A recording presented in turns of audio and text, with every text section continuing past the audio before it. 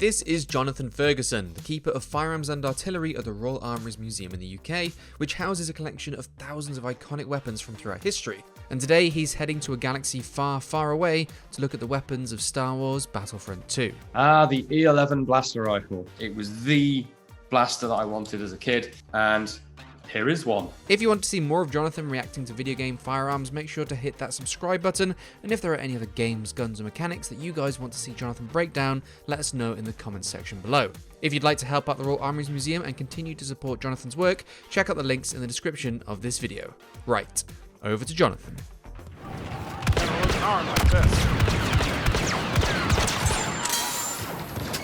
you think we have guys like us? Okay, pause there. Right, well, I would say the iconic DL-44, iconic for its use by Han Solo, which it clearly wasn't meant to be in any way unique to him in the original movies. Luke famously, well, not famously, but obviously carries one as well. It isn't unique to him in the Star Wars universe. It is unique to him in Battlefront 2, I believe. It is, of course, a Mauser C96, an MG81 machine gun muzzle booster stuck to a big chunky barrel and a scope mount stuck to the side. One more thing that's occurred to me is the shooting position that he uses, both in the movies and in games, is that hyper-exaggerated James Bond, one-handed shooting, hand out to the side pose. Now, this was common in the 70s and 80s. It was actually taught by people like the FBI for revolver shooting, which was all about balance. You're supposed to lower your center of gravity, lean forward, throw your support, what would be your support arm, out for balance, look where you're shooting, not bother about looking down the sight. I always love reflections of the real world in my fiction, and I thought that's an interesting one to point out.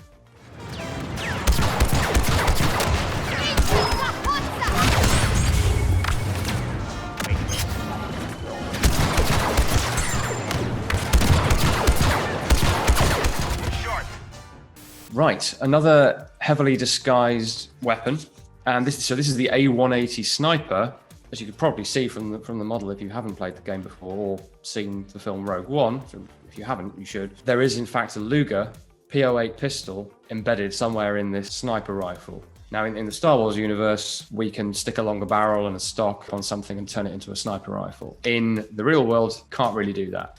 So I remember distinctly from Rogue One, Jyn Erso, what immediately popped into my head when I saw that scene was it's a space Luger with enough sort of built up parts on it to make it look distinctly different. The sniper rifle version that we're seeing in the game here, well, the most notable thing, apart from it being made out of a Luger, is the slightly comedy telescopic barrel, a way to keep this sort of hybrid weapon compact, I suppose. In the real world, we have various ways to do that. Takedown rifles is probably how we make a takedown version, so the barrel comes off, maybe the stock comes off as well. But instead, they went for something visually interesting, and we pull the barrel out to extend it. Now, that wouldn't work with a conventional firearm, obviously, because you can't telescope barrels into themselves, because only one section is going to be of the right diameter for the bullet. For a blaster, who knows? Although there is an important safety tip from the animation in the game where the character extends the barrel. They've just done what I've done with an unloaded and cleared Luger, I hasten to add, but that's a live firearm. They pull out the barrel with their hand over the muzzle. So I hope they have good trigger discipline in the Star Wars universe, because you do not want to shoot a hole through your hand.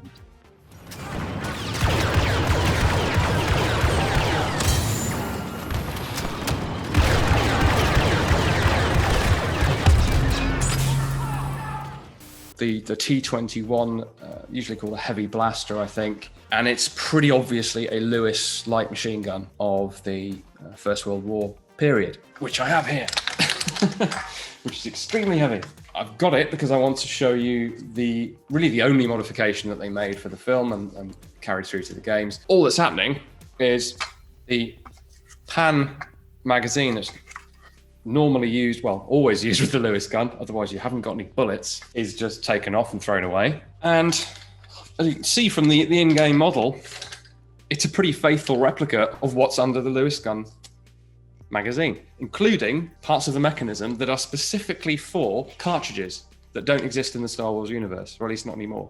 So you've got, when you know the guns and you're looking at them, you think, oh, well, what does that feature do in this reality? Because in real reality, it's all about feeding cartridges into a gun. I do remember from screenshots from the movie, little details like modifications that were made during the First World War. This device here, which you see certainly in the movie, this is an oil bottle, so that the gunner would always have an oil bottle to hand. Who knows what that does in the Star Wars universe?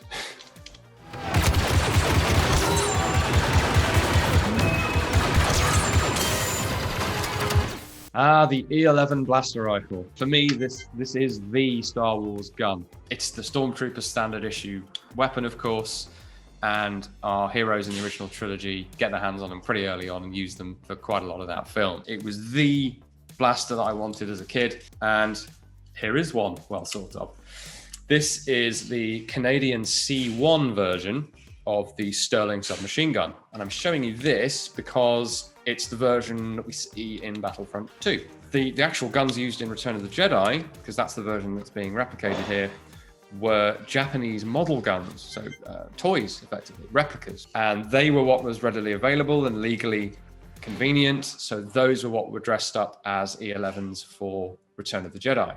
And I suppose the only other thing I'd just mention is a bit on the prop design of the original gun, because we're fortunate enough to have one of the original E11s from the original Star Wars movies.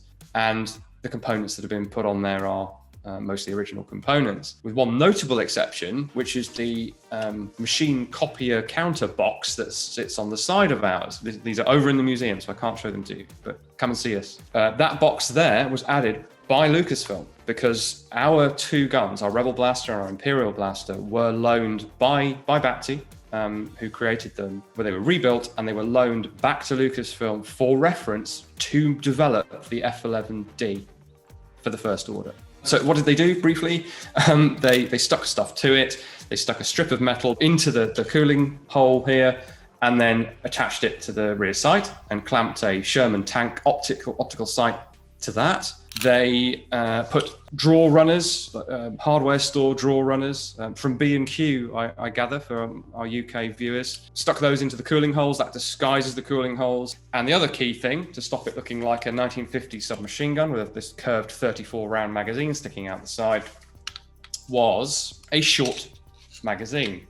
For the C1, there was in fact, for the Canadian C1, there was in fact a short magazine made. So it already looks a bit like an E11. Very interesting when we move to the First Order F-11D, which we saw there as well, the black and white one. In that, and I don't think you see this in the movies, but I've seen it on the real props that I've seen, they redesigned this as sort of part of the receiver of the gun, the stock. And then what should be the shoulder stock is a foregrip that you can flip down like this, and out of the front pops a little flashlight. I thought that was a really neat piece of design, albeit a little bit dangerous, because you might blast your fingers off.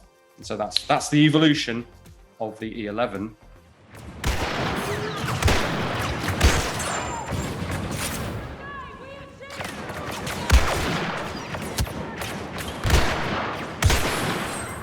This is an interesting change of pace, the cycler rifle. This is introduced in the Star Wars movies as a sort of sci-fi fantasy parallel of what it's based on, which is Afghan Jazail, the sort of Middle East, North Africa part of the world where in the 19th century, the British Army, with relatively advanced small arms, ran into tribesmen in the hills using traditionally made muzzle-loading rifles called a Jazail. And that's what the Sand People being a parallel to sort of nomadic human peoples who are maybe not technologically hugely sophisticated, but know their environment, know their territory, and are able to fight more sophisticated, more numerous enemies and come out on top. And so that weapon, which is the only projectile weapon possibly in the whole of the Star Wars canon, although I'm sure someone will correct me there, but certainly in the game, that's an interesting historical Earth parallel to what we see in the Star Wars universe with the cycler rifles in the various forms of Star Wars media. Adds some much needed variety to the roster of laser guns in the game.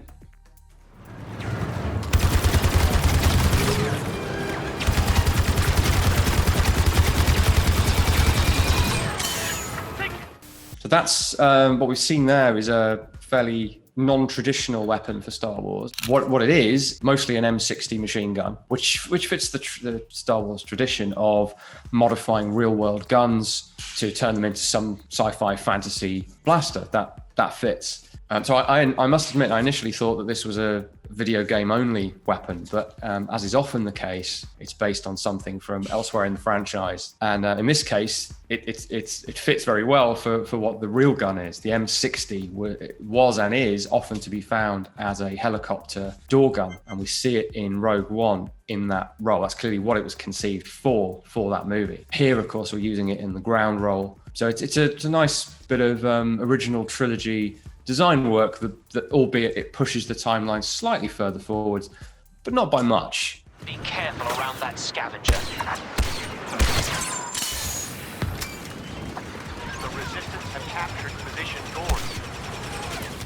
Now this is a weapon that I've not seen before, because to my shame, I've never seen the Clone Wars series where it apparently first appeared. So the IQ-A11 is a Clone Wars era sniper rifle, and it is from the first-person view, very reminiscent of the Accuracy International PM L96A1 sniper rifle from our reality. But actually, if you look at the 3D model, it's quite different. It's got a different design of thumbhole stock. The whole silhouette is actually quite different. And I think that's because if it's originally designed for an animated series that has quite simple shapes going on, then they're not going to stick too closely to the realistic look of the gun. Whereas your typical Star Wars gun is a real gun covered in stuff, as we've established. So it has filtered through the medium of animation and then appearing in the realistic themed Battlefront 2 game, where it looks more like a real gun, sort of, but it still has the heritage of having been designed as a piece of concept art. So it's an odd one out in those respects, I think.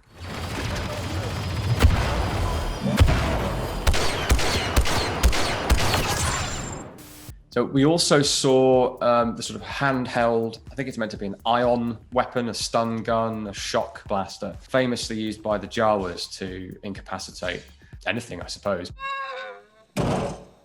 And that was a really obvious bit of movie gun casting, because you could readily see that this was a short magazine Lee Enfield with the stock partly cut down and the barrel cut down, and then with the First World War vintage designed grenade launcher cup fitted to the end of the barrel to create a radically different look, but it's still very obviously a bolt action rifle. Now, this is not the Jawa shock blaster, but it's very similar. It's also a cut down SMLE rifle. And then we've got this recoil hook at the front for hooking over something.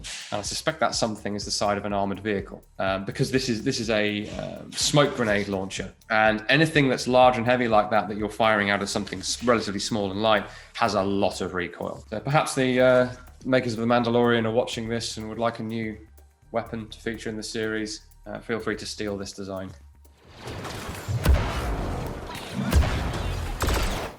We are a museum, as you know, the Royal Armouries. If you'd like to donate, absolutely no pressure to do so, but there are links in the description also for our membership scheme. I have a book out at the moment on British bullpup firearms. You might like to check that out. We've also started doing a series of short videos on our own YouTube channel at the Royal Armouries, the first one of which anyway complements what we're doing here with the guys at GameSpot. So feel free to check out our YouTube channel as well.